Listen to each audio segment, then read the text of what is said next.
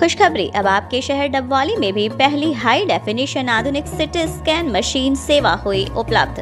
हमारे यहाँ हर प्रकार के जैसे सिर, छाती और पेट का सिटी स्कैन व सिटी एंजियोग्राफी की सुविधा भी उपलब्ध है। और हाँ, एक्सीडेंटल व इमरजेंसी केसों में भी 24 घंटे यह सुविधा उपलब्ध है। हमारा पता है श्री बालाजी डायग्नोस्टिक, नजदीक राज हॉस्पिटल, मंडी, किलियांवाली। नमस्कार, तेज हरियाणा से गुरविंदर पन्नू। हरियाणा में बिजली संकट पैदा होने से चारों तरफ हाहाकार मचा है। जहां एक तरफ उद्योग ठप हुए हैं तो शहरी और ग्रामीण अंचल की बिजली आपूर्ति नहीं होने से लोग परेशान हैं।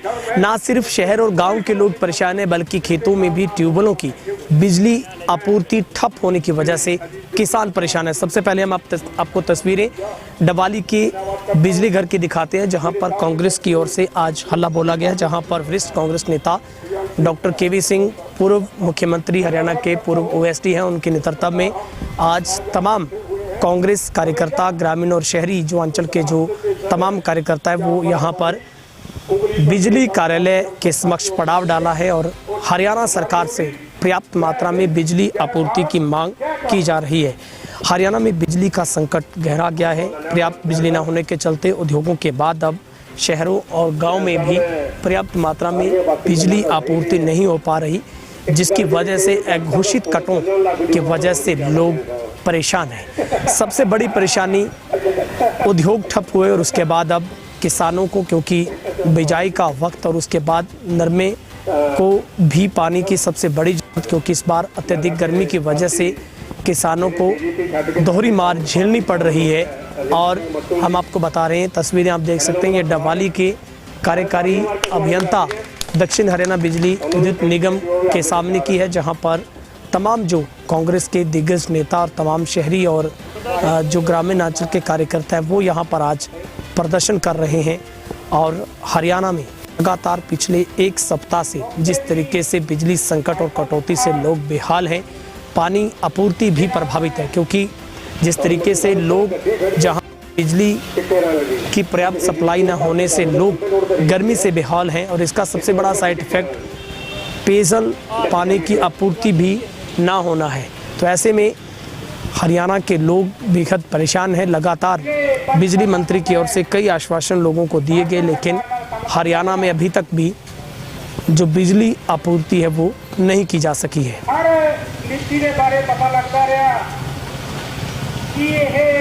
सर, आज का क्या कार्यक्रम था? आज जो मेन जो सारे हरियाणा के अंदर जिस तरीके से हर वर्ग जो बिजली समस्या से पीड़ित है उसके खिलाफ एक आवाज़ उठाकर एक सांकेतिक धरना था, क्योंकि सरकार एक तरफ मुख्यमंत्री, बिजली मंत्री ये कह रहे हैं कि बिजली हमारे पास सरप्लस है। अगर उनके पास सरप्लस है तो फिर 8-8, 10-10 घंटे का कट क्यों है?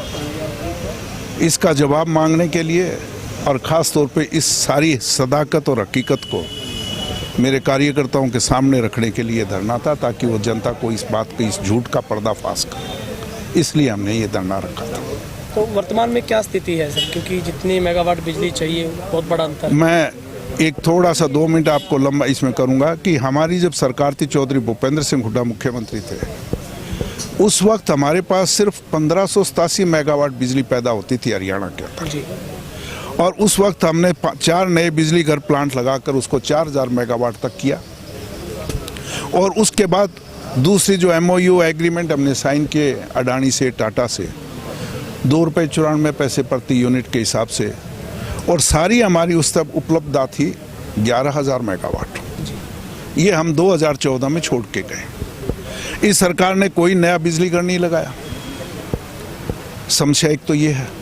दूसरी सबसे बड़ी समस्या इनकी बहुत बड़ी बेईमानी है, जो राजनीतिक मुद्दा है। कारण क्या है कि आज बिजली की डिमांड है 8000 मेगावाट जी, और करीबन मिल रही है कोई 6500-6700, और जबकि हमारा टोटल प्रोडक्शन और एग्रीमेंट के हिसाब से बनता है 11000। सरप्लस है उस हिसाब से, पर वो सरप्लस है तो गई कहाँ? सवाल ये था।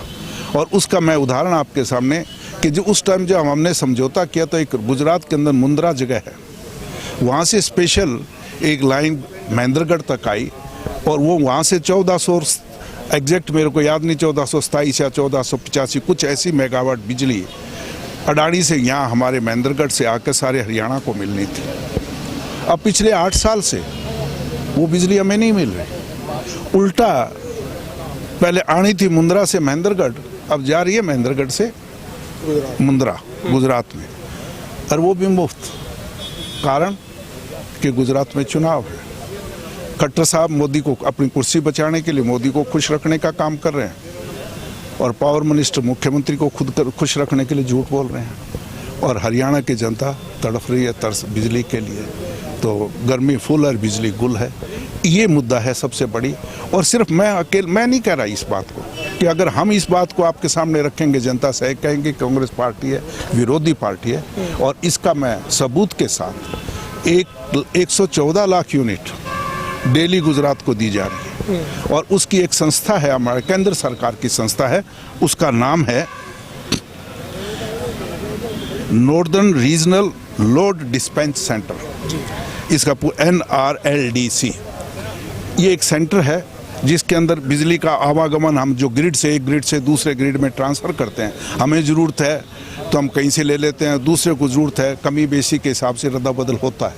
उसने हमें ये रिकॉर्ड दिया है। और उसके बाद इस बात को भी ना माने, एक जो फेडरेशन बनी हुई है, all India engineer power engineers federation, जो एक रजिस्टर्ड संस्था है, जिसके अंदर एक सारे हिंदुस्तान के जो पावर इंजीनियर्स की एक फेडरेशन है, जैसे आपके जर्नलिस्ट की है, ट्रेड यूनियन है, इसी तरीके से एक फेडरेशन है। उसके जो स्पोक्स पर्सन है मिस्टर VK गुप्ता, उन्होंने बाकायदा लेटर लिखा है RK सिंह को, जो पावर मिनिस्टर हैं सेंटर के अंदर, कि पिछले 8 साल से ये 1400, या जो एग्जैक्ट नंबर मेरे को याद नहीं, 1487 या 27 है, कि जो हरियाणा को मिलनी थी वो नहीं मिल रही, वो बिजली कहाँ जा रही है, इसका स्पष्टीकरण दें। तो अगर वो बिजली सही बिजली हमें 11,000 मेगावाट हम छोड़ के गए हैं, 8,000 हमारी डिमांड है, 3,000 मेगावाट बिजली को ये कहाँ खुर्द-बुर्द कर रहे हैं, सवाल इस चीज़ का है। और ये सरकार जनता के साथ धोखा कर रहे हैं। और दूसरी तरफ जो जिस वक्त हुड्डा साहब ने 2 रुपये 94 पैसे में बिजली का समझौता किया, तब तो हमारे पे ये उंगली उठा रहे थे कि बड़ी महंगी ले ली, और अब खुद 5 रुपये पीछे, वो 2 रुपये 94 वाली तो मुफ्त गुजरात को देने का काम कर रहे हैं, और 5 रुपये 75 पैसे में बाज़ार से बिजली खरीदने का काम कर रहे हैं। तो ये है, इस बात का हमारा था कि कम से कम मेरे कार्यकर्ताओं को सही स्थिति का पता तो लगे, ताकि लोगों को समझा सके ये सरकार किसान मजदूर विरोधी है, इसमें कोई दो राय नहीं है। और कल मई दिवस पे भी मैं गया था, और उस वक्त भी मैंने एक छोटा सा आंकड़ा आपके सामने रखना चाहूँगा, क्योंकि मजदूरों के जो खास तौर पे लेबर है, उसमें 2 तरह के लेबर होते हैं। एक तो होता है ऑर्गेनाइज्ड, एक अनऑर्गेनाइज्ड, संगठित और असंगठित। ऑर्गेनाइज्ड मीन्स जो पक्के हैं, अनऑर्गेनाइज्ड जो कच्चे हैं, आउटसोर्सिंग पे हैं। उनकी हालत, पक्कों की भी हालत बुरी है, कच्चों की तो बेचारों की बहुत ही ज़्यादा बुरी है। और वो आंकड़ा नेशनल क्राइम रिकॉर्ड ब्यूरो है, उससे मैंने उठाया था। उसमें ये कहता है कि 2020 के अंदर टोटल हिंदुस्तान के अंदर 1,53,000 लोगों ने आत्महत्या की, और उसमें 37,000 ये अनऑर्गेनाइज्ड लेबर हैं, 19.2, और 16,000 महिलाओं ने की है। उसमें भी अगर मेरे ख्याल में काफ़ी कुछ इन्हीं घरवालियाँ मिलेंगी। तो ये हालत पैदा कर रखी है। किसानों के आपके सामने 3 काले कानून ला के किस तरीके से प्रताड़ित करने का काम किया। आज भी मोदी जी वायदा नहीं निभा रहे।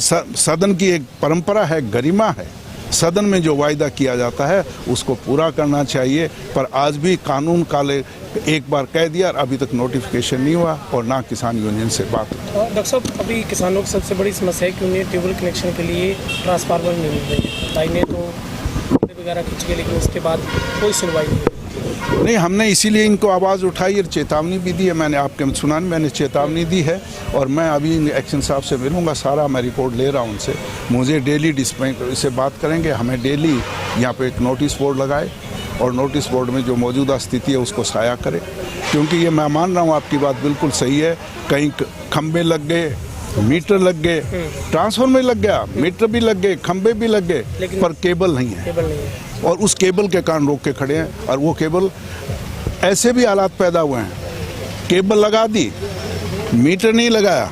मेरे पास लिस्ट है उन लोगों की, बट जब मैंने फ़ोन किया तो बोले जी हम लगा देंगे। फिर जेई जाके ये कहता है कि नहीं, आपके तो केबल गलत लग गई।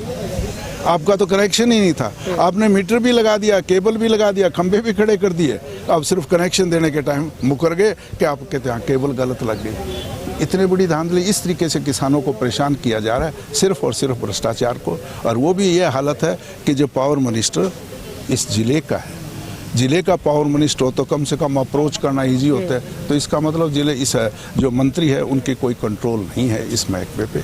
अभी डॉक्टर साहब आपने एक फ्लडी जो नाला टूटने की वजह से किसानों को नुकसान जोगीवाला में हुआ, सेकंड अलीका में आगजनी की घटना, दोनों में क्या स्टेटस है किसानों का? देखिए, मैं दोनों में मैंने मौके पे गया था।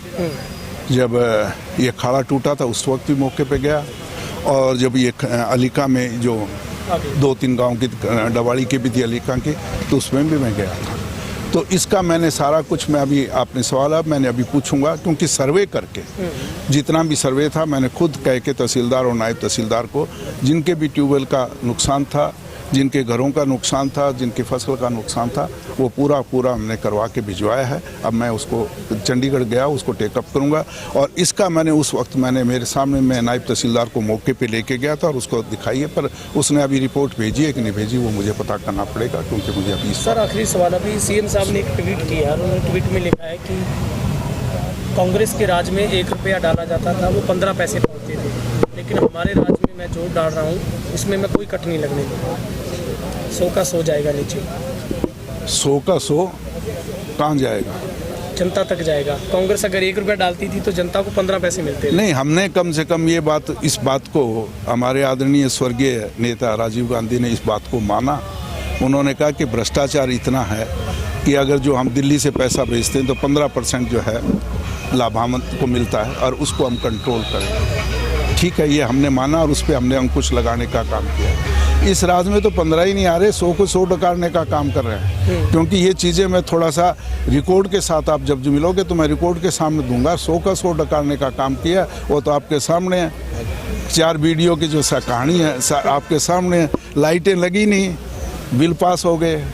तो भी आम आदमी पूछ रहा है नहीं, फरीदाबाद में 200 करोड़ रुपए का घोटाला आपके सामने है कि बिल काम हुआ ही नहीं, बिल भी पास हो गए, 200 करोड़ रुपए लोग ले भी गए, अर्धरातल पर 1 ईंट भी नहीं रखी। तो ये तो 100% ले रहे हैं। हमारे टाइम चलो 15 मानिए, ये तो 100 की 100 डकारने का काम कर रहे हैं। इससे ज़्यादा भ्रष्ट सरकार हो नहीं सकती।